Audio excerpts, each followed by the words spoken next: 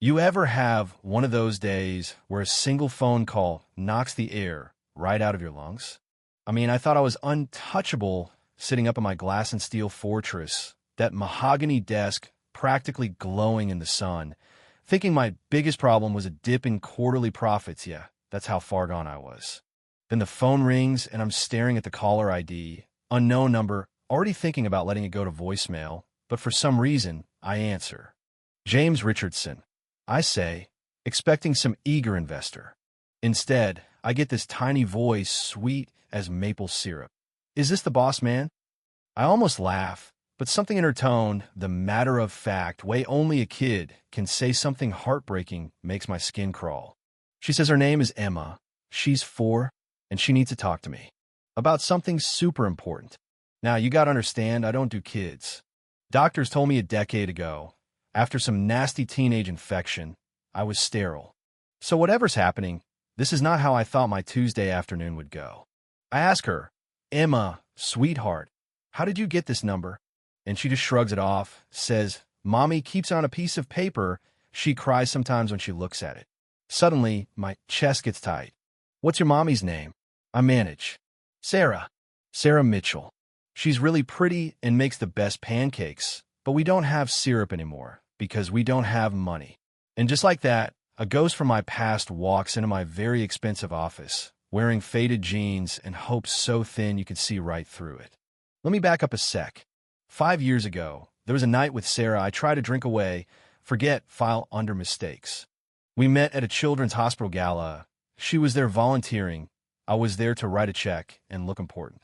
She asked me if I ever got tired of being in a room full of people talking about helping kids but never seeing them. We talked until dawn at some diner, real talk about dreams and disappointment and why she became a nurse. And for 3 weeks, it was like I finally had something real. Then the world caught up, my father's voice echoing in my head about heirs and empires, and I did what I always did, I ran. So when Emma, on the phone, tells me, I think you might be my daddy, something just snaps. I find myself in Queens, standing outside Sarah's apartment, all glass and bravado left behind. She answers the door, looking nothing like the woman from my memories, but exactly like the woman I ran from, tired, beautiful, strong. James, she whispers, and suddenly I'm not a CEO. I'm just a man who made one hell of a mess. Emma peeks out, those bright green eyes, honey blonde curls, the same stubborn chin as mine. That's the moment, you know what I mean? Where everything you believe about yourself just falls apart. Sarah lets me in. Her apartment is small, clean, filled with Emma's drawings. We have this conversation, half confession, half accusation about why she never told me, why I never called back, how I was so sure I'd never have kids. She says doctors can be wrong. And the way she says it, I realize I was wrong about a lot of things, not just biology. I want a DNA test, of course. She agrees. But that night, I can't sleep. My mind is filled with the sound of Emma singing in the hallway, with a look of fierce pride on Sarah's face when she talks about their life together, about not having enough syrup or enough anything, really. The next day, I'm across from a high-powered lawyer, asking about custody, about rights, about what I owe. She asks, are you doing this for guilt, for headlines, or because you want to be a father? And for the first time, I say out loud, if Emma is mine, she's a miracle. When the DNA results come back, 99.97% probability I'm there, in their kitchen, as Emma makes peanut butter sandwiches for dinner because Sarah just finished a double shift and can barely keep her eyes open. Daddy, are you hungry? Emma asks, like it's always been this way. In that moment, I realize all the meetings, the mergers, none of it ever meant a damn thing. But nothing's ever that simple, right? Sarah doesn't trust that I'll stick around.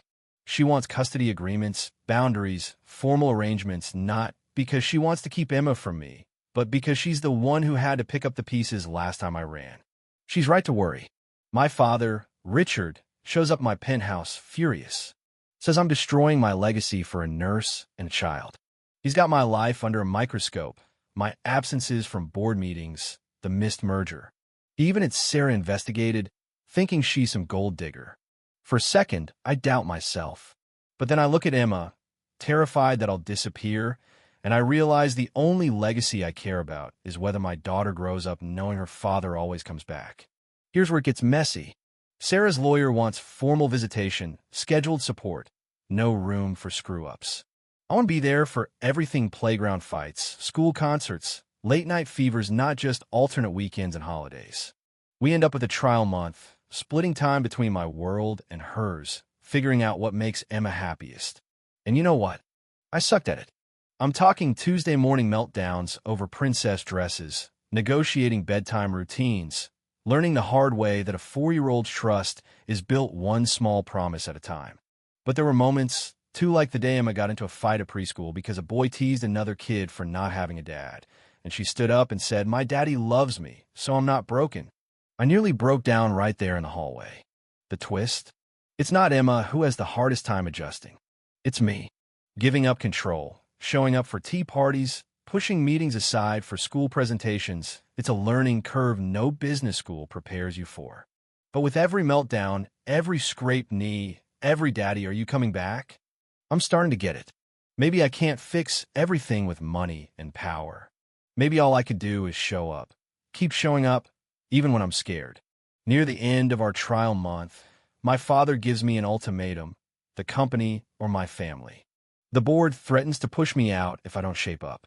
I stare at my resignation letter, thinking about everything I've worked for, everything I'm about to lose. Then Sarah calls. Emma's school presentation went great, she says. Emma told her whole class about her mommy, the nurse, and her daddy, the businessman who comes to all her tea parties. Suddenly, the decision isn't hard at all. In the boardroom, with my father watching, I resign. I choose love. I choose Emma. And for the first time in my life, I'm not running away, I'm running towards something. 6 months later, I'm standing in the backyard of our new house, watching Emma chase butterflies while Sarah plants herbs for her kitchen. My old life feels a million miles away. I'm consulting now, helping small businesses, making my own hours, showing up for every bedtime story. Emma still asks sometimes if I miss the big office. I tell her, my job now is making happiness, not just money.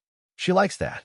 One night, Sarah tells me my father called to apologize, says he regrets missing out on all this on me.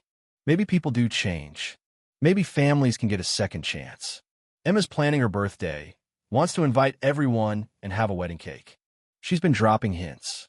So, yeah, il propose. Sarah says yes. Emma cheers, wants a purple cake and her butterfly, Princess Buttercup, at the wedding. As we sit together on the porch swing, 3 people who found each other against all odds, I realize this is what happily ever after really means. So tell me, after everything, would you have made the same choice? Is family worth more than fortune? Or is love just another risk in a world built on guarantees? Let me know what you think below, because sometimes the most important job isn't the one that pays the most, but the one that makes you whole.